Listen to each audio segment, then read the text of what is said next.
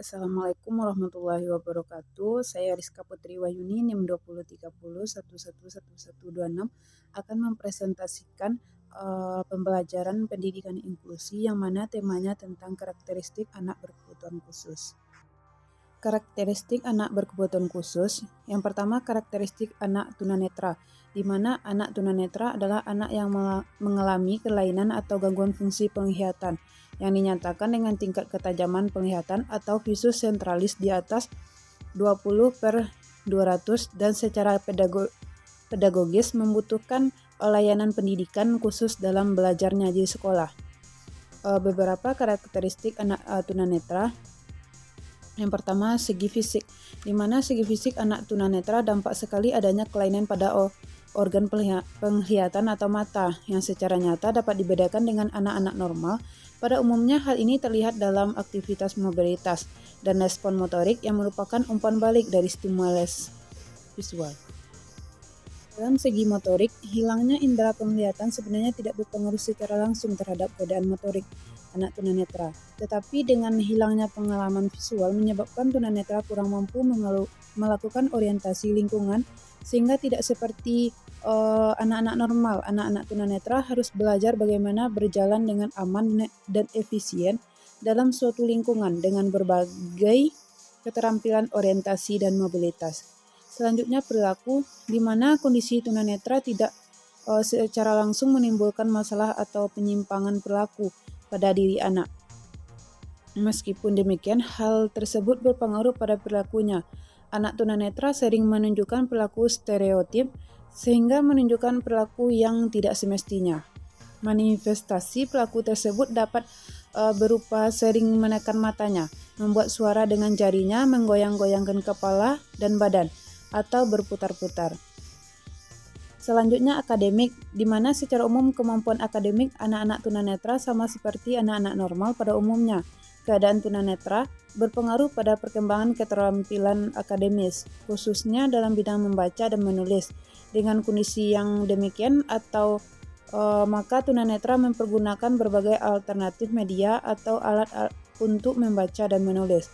Sesuai dengan kebutuhannya, masing-masing, mereka mungkin mempergunakan huruf braille atau huruf cetak dengan berbagai alternatif ukuran. Dengan asesmen dan pembelajaran yang sesuai, tunanetra dapat mengembangkan kemampuan membaca dan menulisnya seperti teman-teman lain yang dapat melihat.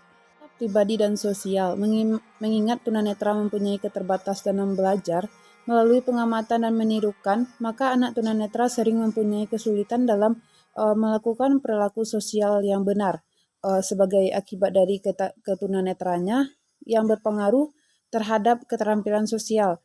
Anak tunanetra perlu mendapatkan latihan langsung dalam bidang pengembangan persahabatan, menjaga kontak mata atau orientasi wajah, penampilan postur tubuh yang baik, mempergunakan gerakan tubuh dan ekspresi wajah, mempergunakan intonasi suara atau wicara dalam mengekspresikan perasaan, menyampaikan pesan yang tepat pada waktu melakukan komunikasi. Penglihatan memungkinkan kita untuk bergerak dengan leluasa dalam suatu lingkungan, tetapi tunanetra mempunyai keterbatasan dalam melakukan. Keadaan tersebut mengakibatkan tunanetra lebih terlihat memiliki sikap. Yang pertama, curiga yang berlebihan pada orang lain. Ini disebabkan oleh kekurangannya dalam berorientasi terhadap lingkungan. Yang kedua, mudah tersinggung akibat pengalaman yang kurang menyenangkan atau mengecewakan yang sering dialami, menjadikan anak-anak tunanetra mudah tersinggung. Yang ketiga, ketergantungan pada orang lain, di mana anak-anak tunanetra umumnya memiliki sikap ketergantungan yang kuat pada orang lain dalam aktivitas kehidupan sehari-hari. Kondisi yang demikian umumnya wajar terjadi pada anak-anak tunanetra berkenaan dengan keterbatasan yang ada pada dirinya. Selanjutnya, karakteristik anak tunarungu.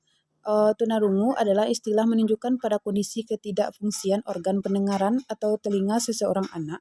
Kondisi ini menyebabkan mereka memiliki karakteristik yang khas, berbeda dari anak-anak normal pada umumnya. Beberapa karakteristik anak tunarungu diantaranya dalam segi fisik, cara berjalannya kaku dan agak membungkuk. Akibatnya terjadinya permasalahan pada organ keseimbangan pada telinga, menyebabkan anak-anak tunarungu mengalami kekurangan keseimbangan dalam aktivitas fisiknya. Yang kedua, yang B, pernafasannya pendek dan tidak teratur. Dalam segi bahasa, miskin dalam kosakata. Yang kedua, sulit mengartikan kata-kata yang mengandung ungkapan atau idiomatik. Yang ketiga, tata bahasa kurang teratur. Dalam segi intelektual, di mana kemampuan intelektual normal pada dasarnya anak-anak tunarungu tidak mengalami permasalahan dalam segi intelektual. Namun, akibat keterbatasan dalam komunikasi dan berbahasa, perkembangan intelektual lah menjadi lamban. Yang kedua, perkembangan akademiknya lamban akibat keterbatasan bahasa seiring terjadinya kelambanan dalam perkembangan intelektualnya akibat adanya hambatan dalam berkomunikasi. Maka dari segi akademiknya juga mengalami keterlambatan. Selanjutnya, karakteristik anak tunadaksa, di mana anak tunadaksa adalah anak yang mengalami kelainan fisik atau cacat tubuh yang mencakup kelainan anggota tubuh maupun mengalami kelainan anggota gerak dan kelumpuhan yang disebabkan karena kelainan yang ada di saraf pusat atau otak, di mana sebagai cerebral palsy atau CV dengan karakteristik sebagai berikut. Yang pertama, gangguan motorik, di mana gangguan motoriknya berupa kekakuan, kelumpuhan gerakan-gerakan yang tidak dapat dikendalikan, gerakan ritmis, dan gangguan keseimbangan. Gangguan motorik lah ini meliputi motorik kasar dan motorik halus. Yang kedua, gangguan sensorik, di mana pusat sensoris pada manusia terletak pada otak. Mengingat anak cerebral palsy adalah anak yang mengalami kelainan di otak, maka sering ada anak disertai dengan gangguan sensorik. Beberapa gangguan sensorik antara lain penglihatan, pendengaran, perabaan, penciuman, dan perasaan. Di mana gangguan penglihatan pada cerebral palsy terjadi karena tidak keseimbangan otot-otot mata sehingga akibat kerusakan otak. Gangguan pendengaran pada anak cerebral palsy sering dijumpai pada jenis adhetoid. Yang keempat, gangguan tingkat kecerdasan, di mana walaupun anak cerebral palsy disebabkan karena kelainan otak, tetapi keadaan kecerdasan anak cerebral palsy bervariasi tingkat kecerdasan anak mulai dari tingkat yang paling rendah sampai gilted, sehingga 45% mengalami keterbelakangan mental dan 35% lagi mempunyai tingkat kecerdasan normal dan di atas rata-rata, sedangkan sisanya cenderung di bawah rata-rata. Hetman 1990. Selanjutnya, gangguan tingkat kecerdasan, di mana walaupun anak cerebral palsy disebabkan karena kelainan otak, tetapi kecerdasan anak cerebral palsy bervariasi tingkat kecerdasan anak mulai dari tingkat yang paling rendah sampai yang memiliki keterbelakangan mental lagi mempunyai kecerdasan normal di atas rata-rata.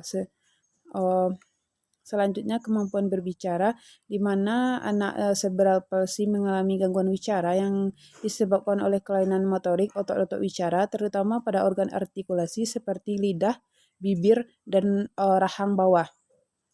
Dan ada pula yang terjadi karena kurangnya tidak terjadi proses interaksi dengan lingkungan. Dengan keadaan yang demikian, maka bicara anak-anak cerebral palsy menjadi tingkat tidak jelas dan sulit diterima orang lain. Selanjutnya, emosi dan penyesuaian sosial, di mana respon dan sikap masyarakat terhadap kelainan pada anak cerebral palsy mempengaruhi pembentukan pribadi anak secara umum. Emosi anak yang sangat bervariasi tergantung rangsang yang diterimanya. Secara umum tidak terlalu berbeda dengan anak normal, kecuali beberapa kebutuhan yang tidak terpenuhi yang dapat menimbulkan emosi yang tidak terkendali. Sikap atau penerimaan masyarakat terhadap anak cerebral palsy dapat memunculkan keadaan anak yang merasa rendah diri atau kepercayaan dirinya kurang, mudah tersinggung dan suka menyendiri, serta kurangnya dapat menyesuaikan diri dan bergaul dengan lingkungan. Sedangkan anak-anak yang mengalami kelumpuhan yang dikarenakan kerusakan pada otot motorik yang sering diderita oleh anak-anak pasca polio dan Distrofi yang lain mengakibatkan gangguan motorik, terutama gerakan lokomosi, gerakan di tempat, dan mobilisasi. Ada sebagian anak dengan gangguan gerak yang berat, ringan, dan sedang. Untuk berpindah tempat perlu adanya ambulasi, juga perlu alat bantu dalam memenuhi kebutuhannya, yaitu memenuhi kebutuhan gerak. Dalam kehidupan sehari-hari, anak perlu bantuan dan alat yang sesuai. Keadaan kapasitas kemampuan intelektual anak, gangguan gerak otot ini tidak berbeda dengan anak-anak normal.